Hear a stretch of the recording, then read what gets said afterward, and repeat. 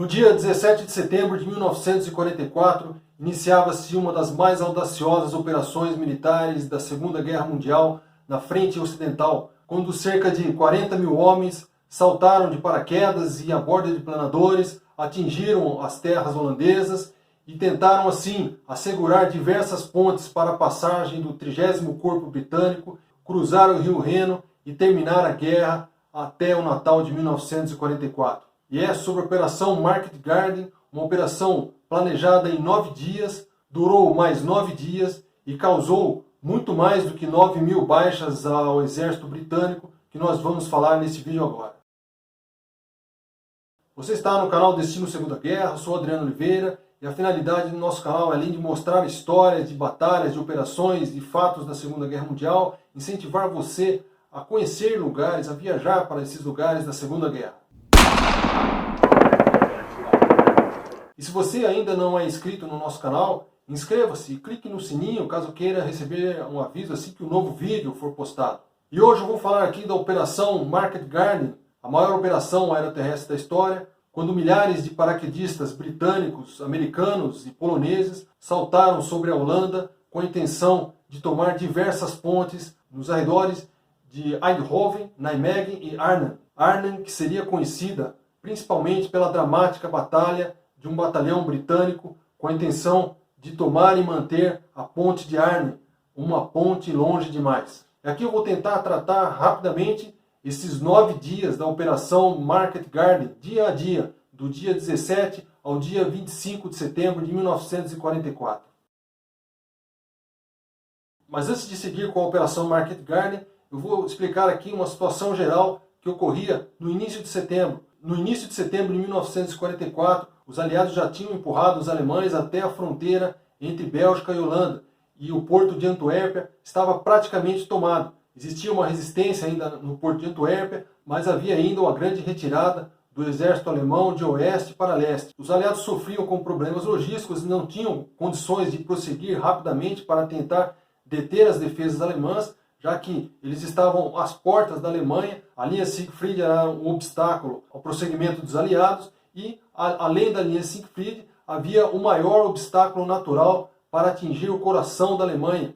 Aliás, para atingir o coração industrial da Alemanha, que era a região do Vale do Ruhr. Todo o poderio bélico alemão era sustentado principalmente pelas indústrias do Vale do Ruhr. Os aliados acreditavam que, isolando o Vale do Ruhr, a Alemanha em poucas semanas não teria mais condições de sustentar a guerra contra os aliados na frente ocidental e principalmente contra os russos na frente oriental. Só que existia esse grande obstáculo do Rio Reno, um obstáculo natural, e os alemães eles colocaram defesas ao longo de toda a linha Siegfried. Então Montgomery, aproveitando que os alemães estavam se retirando, planejou uma operação que deveria ser desencadeada o mais rápido possível, porque os alemães eles tinham uma grande capacidade de se recompor depois de uma retirada e se reorganizar para um contra-ataque. Então, no dia 9 de setembro, apenas 9 dias do início da operação, ele chamou o comandante do 1º Corpo Aeroterrestre, o general Browning, britânico, e assim ele passou toda a sua ordem, o seu plano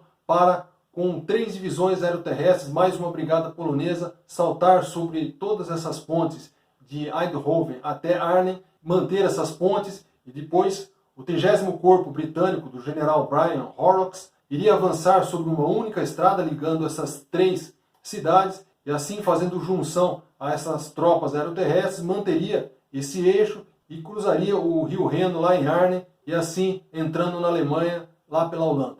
Então vamos prosseguir agora com os 9 dramáticos dias da Operação Market Garden.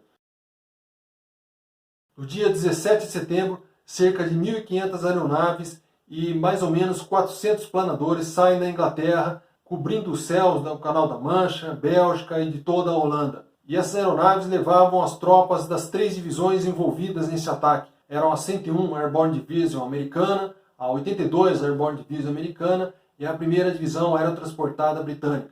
A 101, comandada pelo general americano Maxwell Taylor, deveria tomar 5 pontes nos arredores de Eindhoven. A 82 Airborne Division, sob comando do general James Gavin, tomaria 7 pontes aos arredores de Nijmegen.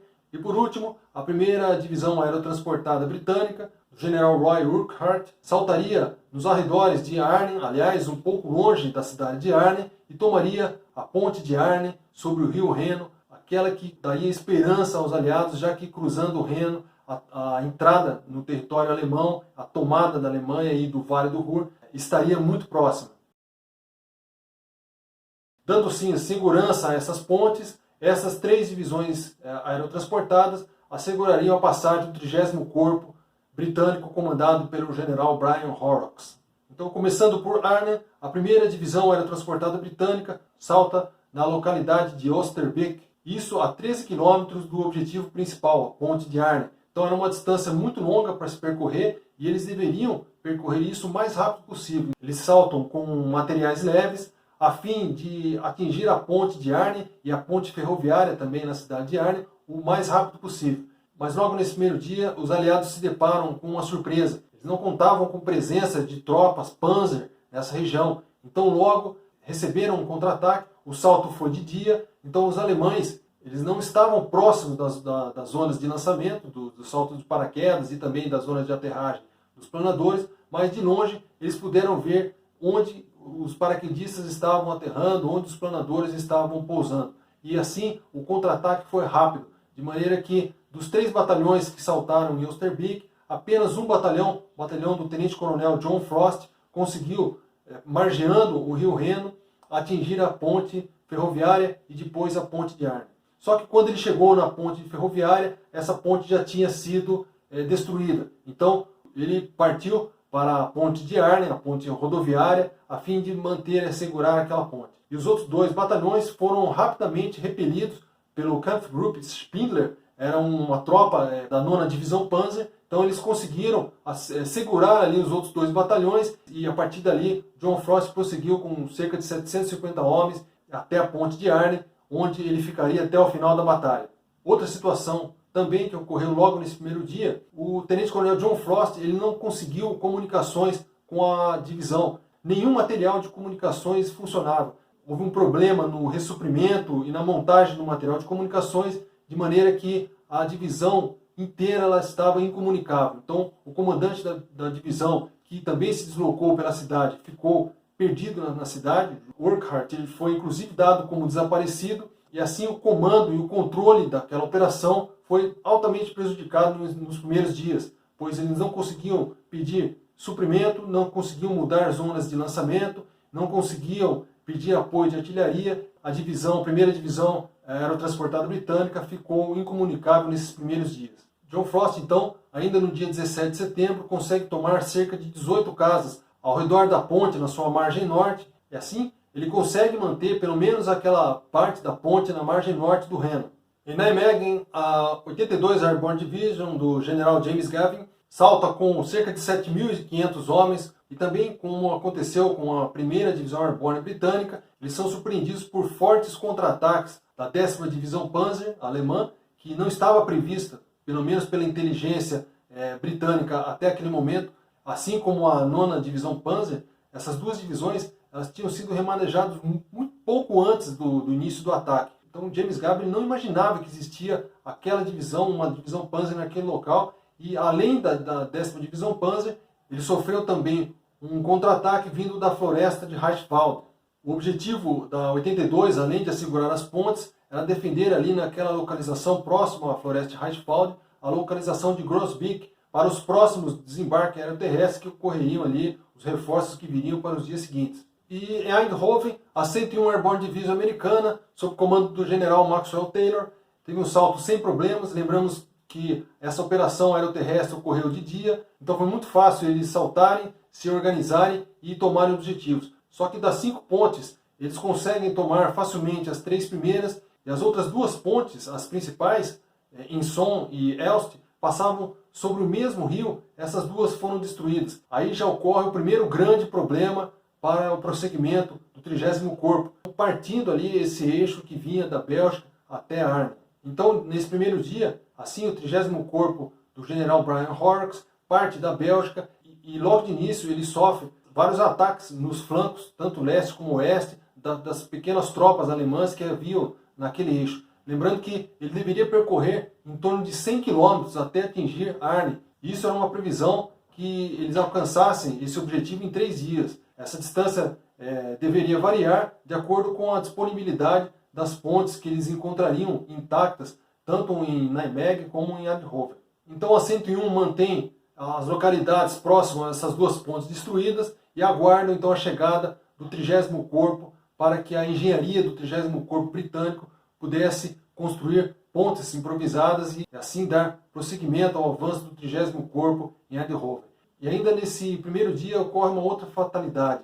Um planador contendo todo o plano aliado, com todos os objetivos, com todo o planejamento dia a dia da operação, onde saltaria, onde seriam lançados suprimentos pelo ar, todo o planejamento. Esse planador cai em solo holandês e esse planejamento cai também em mãos alemãs. A partir daí, os alemães eles sabem tudo o que seria feito nos próximos dias e melhoram então o seu contra-ataque e cirurgicamente vão colocando ali tropas para conter esse avanço aliado.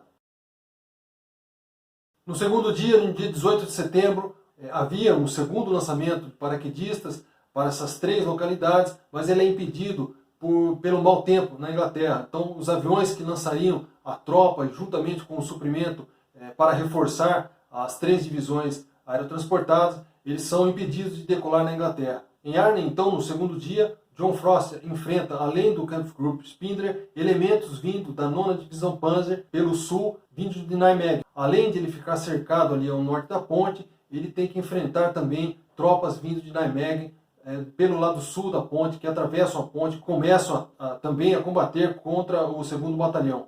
E o 3º e o 1º Batalhão, detidos ali na localidade de Oosterbeek, recebem inclusive o reforço de um 4º Batalhão, que consegue saltar ainda naquele dia, mas eles são impedidos por elementos da 9ª Divisão Panzer. O John Frost, a partir já do segundo dia, vai ficando com uma escassez de munição, começa também uma escassez de material médico para os feridos. Isso somando com a falta de comunicação com o general Urquhart e comunicação também com outros elementos, como artilharia, suprimento e o quartel-general da divisão. Em Nijmegen, no segundo dia, eles conseguem, apesar do atraso, receber reforços vindo pelo ar. Então, o mau tempo melhora e ainda naquele segundo dia, no dia 18 de setembro, a 82 Airborne Division continua a manutenção da sua área e combatendo ali os contra-ataques alemães vindo da floresta.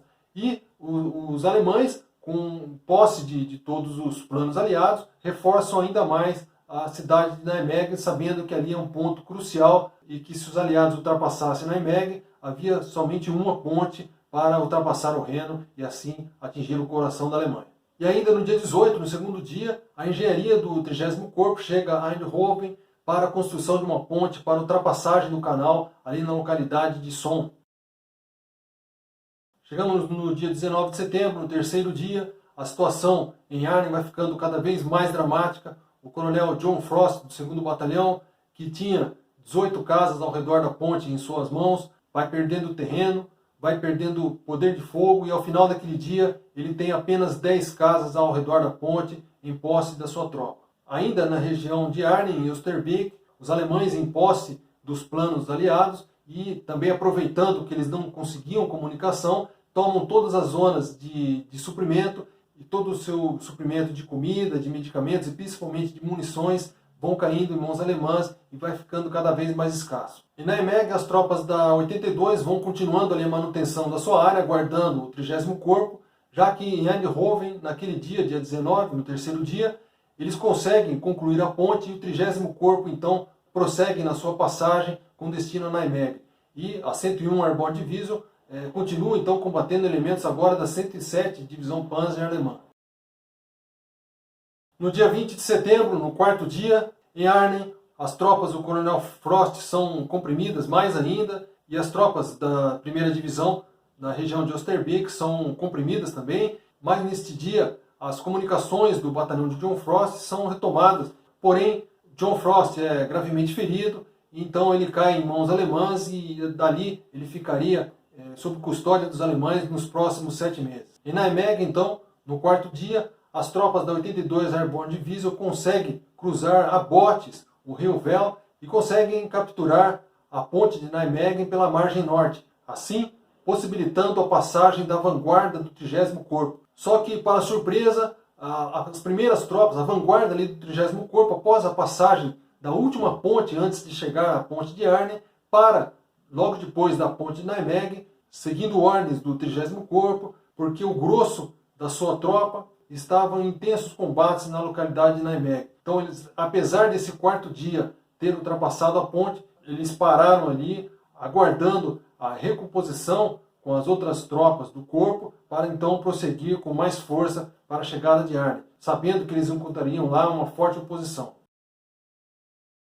No quinto dia, dia 21 de setembro, a tropa remanescente ali na ponte de Arnhem é totalmente derrotada. Aqueles que não são mortos são levados como feridos ou prisioneiros. Naquele dia, as contas da 1ª Divisão Aerotransportada Britânica somavam quase 2.000 mortos e mais de 6.800 soldados capturados. Mas o drama ainda continuava para aqueles remanescentes na localidade de Oosterbeek. Cerca de 3.500 homens da divisão tentavam ainda se manter às margens do Reno, sendo comprimidos cada vez mais contra o rio. Mas já com as comunicações restabelecidas, eles tinham esperança numa evacuação vinda do lado sul, onde saltaria a brigada polonesa do general Sosabowski.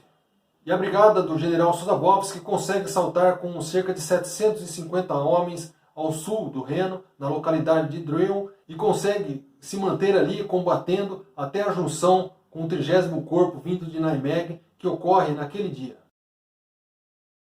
No sexto dia, dia 22 de setembro, cerca de 60 soldados poloneses conseguem cruzar o Reno, levando munições e dando então uma sobrevida para a divisão britânica que combatia contra os alemães. E em Nijmegen e Eindhoven, as divisões americanas, junto com o 30º Corpo, são cada vez mais exigidas, já que os alemães enviam cada vez mais tropas para o contra-ataque.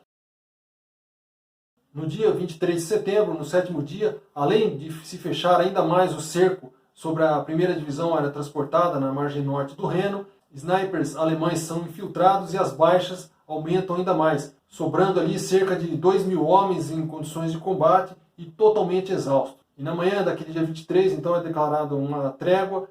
Eles conseguem, então, que cerca de 1.200 feridos britânicos e poloneses sejam evacuados para o lado alemão e feitos prisioneiros. No dia 24 de setembro, no 8º dia, então, somente nesse dia, o general Montgomery declara que a tomada de Arnhem seria impossível. Em Arnhem, mais 300 poloneses conseguem atravessar o Reno, tentando reforçar a 1ª Divisão Aerotransportada, mas a possibilidade de contra-ataque é praticamente nula. Então, o esforço maior é tentar conseguir que aqueles remanescentes da divisão britânica e os poloneses na margem norte fossem evacuados pelo Reno para a margem sul. E isso se torna possível com a chegada de tropas do 30º Corpo, e assim da noite do dia 24 para o dia 25, eles conseguem, com fogos de artilharia, ludibriar os alemães. Então, 1.741 homens de mais de 10.000 da 1ª Divisão Aerotransportada Britânica são evacuados para território aliado. Termina então a Operação Market Garden e a Batalha de Arnhem, uma das mais dramáticas operações dos aliados na Segunda Guerra Mundial, com a impossibilidade de tomar a ponte de Arnhem, uma ponte longe demais. E a ponte de Arnhem foi tomada intacta somente em 1945, e hoje ela ainda está lá, a ponte de Arnhem, que leva o nome de Ponte John Frost. A ponte de John Frost, as pontes de Nijmegen, as pontes ao redor de Eindhoven, todos esses lugares ainda existem lá, existem memoriais, e nós vamos tratar aqui nos próximos vídeos dessa playlist da Operação Market Garden sobre esses lugares e também dos motivos que levaram à derrota na Operação Market Garden, uma ponte longe demais. Se você gostou, se inscreva no nosso canal e clique no sininho, porque em breve nós teremos outros vídeos tratando da Operação Market Garden. Então, você já pensou em ter como próximo destino de viagem um destino Segunda Guerra?